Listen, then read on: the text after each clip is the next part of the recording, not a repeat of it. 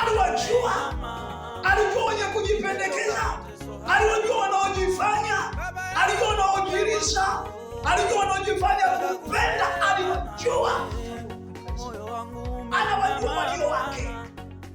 Na ndio maana hata siku Yesu anarudi, hata hangaika kuangalia kama binadamu kwamba atageuza huku ageuze na huku. Hapana, yeye anakuja mara moja.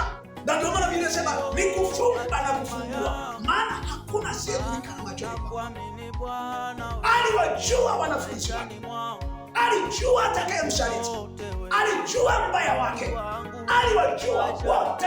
Kwa sisi leo Yesu anatujua wana wa Mungu. Biblia imebadilishia mstari wa 17, tukiyajua haya tukiyatenda, tuyatende maneno ya Mungu wana wa Mungu. Hii ndio furaha yetu. Lakini tusipoyatenda, tukaishia kuyasikia, tukaishia kufundishwa, tukaishia kuyapokea hapa kanisani, tusiyatendee kazi, hayana faida kwetu. Siku inakuja wana wa Mungu,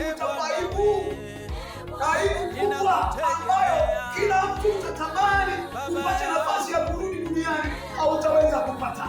Nafasi yetu ndio hii. Hebu tujiweke vizuri wana wa Mungu. Usikubali kuvunja ushirika wako na Yesu kwa mambo madogo madogo. Usikubali kuvunja ushirika wako na Yesu kwa vitu ambavyo havina faida kwa maisha yako. Tunza maisha yako. Yesu anakujua. Hakuna kama wewe maishani mwangu. Wewe una nguvu.